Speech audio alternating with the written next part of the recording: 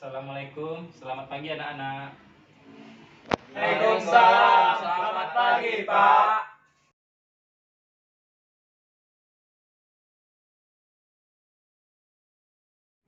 Minggu kemarin Bapak sudah bilang kalau hari ini kita akan membahas tentang sejarah sebagai peristiwa, sejarah sebagai kisah, sejarah sebagai seni, dan sejarah sebagai ilmu.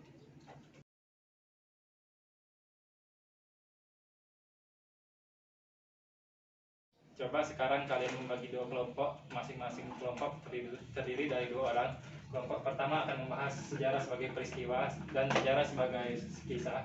Kelompok kedua akan membahas sejarah sebagai ilmu dan sejarah sebagai seni.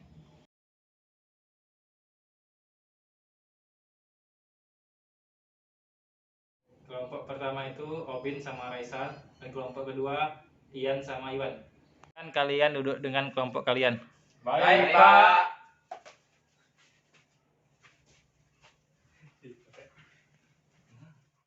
Bapak akan kasih kalian waktu 30 menit untuk berdiskusi. Setelah itu perwakilan dari kelompok kalian akan maju memaparkan materi kalian. Baik Pak.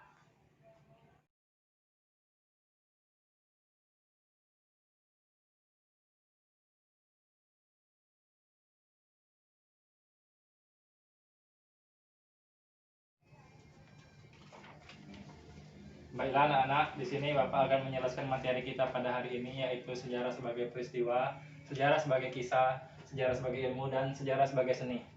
Yang pertama itu adalah sejarah sebagai peristiwa. Peristiwa-peristiwa yang telah terjadi pada masa lampau menjadi sangat penting dalam pembahasan ilmu sejarah. Melalui peristiwa, ilmu sejarah mendapat gambaran tentang kehidupan manusia di masa lampau. Sejarah sebagai peristiwa yang telah terjadi pada masa lampau mengakibatkan kita tidak mungkin lagi mengamati peristiwa tersebut. Yang dapat kita amati adalah sejarah sebagai kisah, yaitu penelaahan sejarah sebagai kisah suatu peristiwa. Sejarah sebagai peristiwa, maksudnya peristiwa sejarah ditempatkan sebagai fakta, kejadian, dan kenyataan yang benar-benar terjadi pada masa lampau. Kejadian masa lampau tersebut dapat dijadikan dasar untuk mengetahui dan mengkonstruksi kehidupan pada masa tersebut. Dari peristiwa-peristiwa itu dapat diketahui sebab akibat terjadinya suatu peristiwa. Tanpa memandang besar kecilnya suatu peristiwa atau kejadian-kejadian dalam ruang lingkup kehidupan manusia, ilmu sejarah berusaha menyusun rangkaian peristiwa yang terjadi dalam ruang lingkup kehidupan manusia sejak dahulu sampai sekarang, bahkan prediksi kejadian yang akan datang.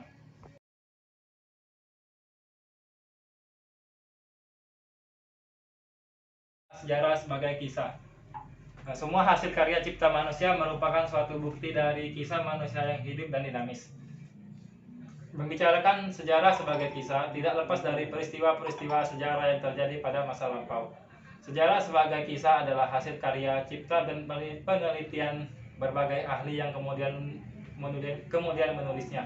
Penulisan yang dapat dipertanggungjawabkan harus melalui penafsiran yang mendekati kebenaran peristiwa yang terjadi. Sementara itu, untuk merekonstruksi kisah sejarah harus mengikuti metode analisis serta pendekatan tertentu. Dengan kata lain, sejarah sebagai kisah adalah kejadian masa lalu yang diungkapkan kembali berdasarkan penafsiran dan interpretasi yang dapat dipertanggungjawabkan.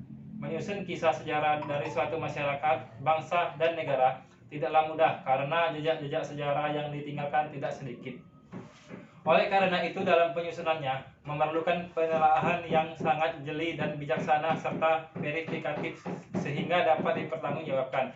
Dalam penyusunan sejarah sebagai kisah, para sejarawan menggunakan dasar jejak-jejak yang ditinggalkan oleh sejarah dalam sebagai peristiwa. Jejak-jejak sejarah yang berisi kehidupan rangkaian peristiwa atau kejadian dalam lingkup kehidupan manusia menjadi sumber penting dalam penulisan kisah sejarah.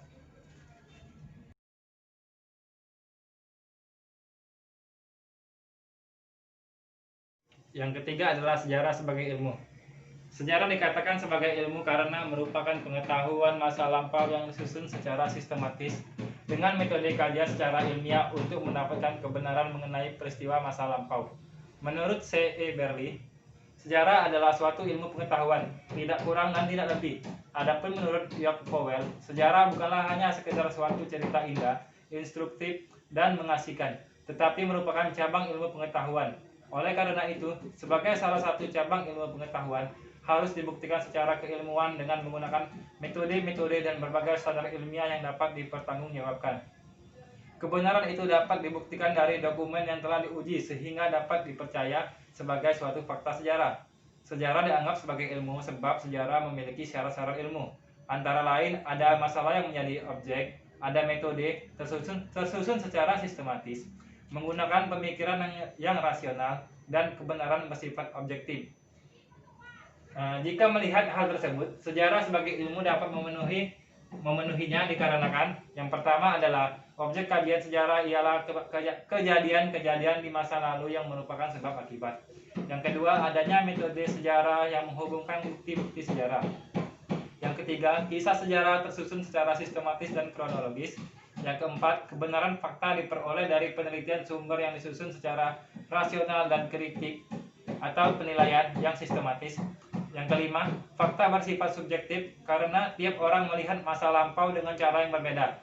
Kebenaran hanya milik peristiwa ini sendiri, namun kebenaran fauna adalah juga objektif. Maksudnya, kebenaran harus diakui oleh intersubjektivitas atau diakui oleh banyak sejarawan dan masyarakat luas.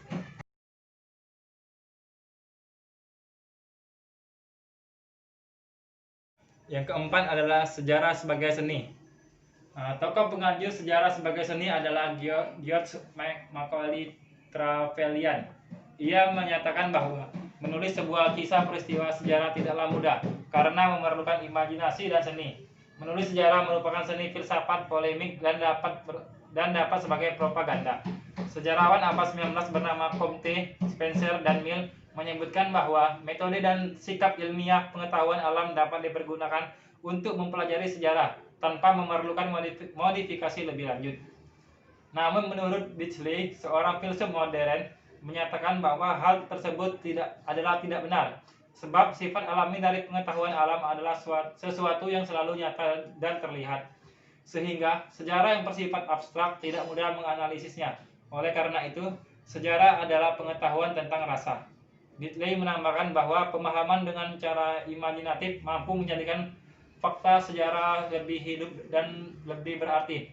Itulah sebabnya menurut George Macaulay Trevelyan, dalam penulisan kisah sejarah harus menggunakan bahasa yang indah, komunikatif, menarik, dan isinya mudah dimengerti.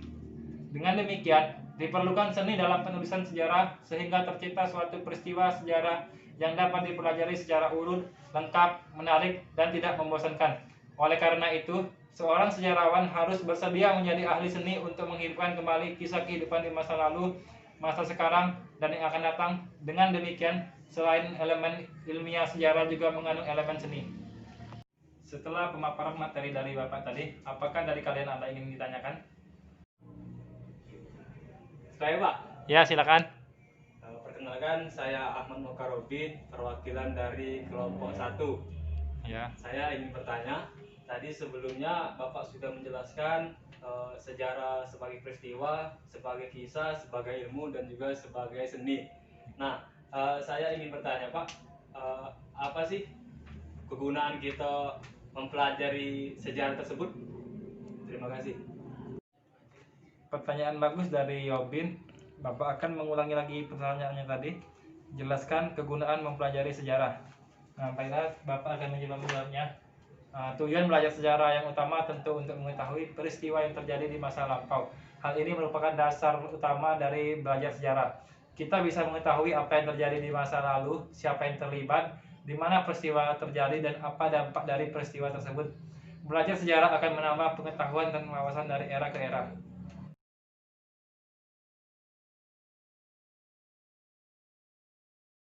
Mengingat waktu kita telah habis, maka pembelajaran kita tentang sejarah sebagai peristiwa, sebagai kisah, sebagai ilmu, dan sejarah sebagai seni kita cukupkan sampai di sini saja.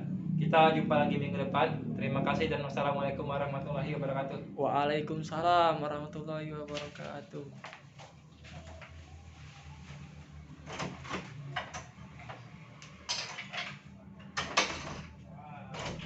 Ya deh.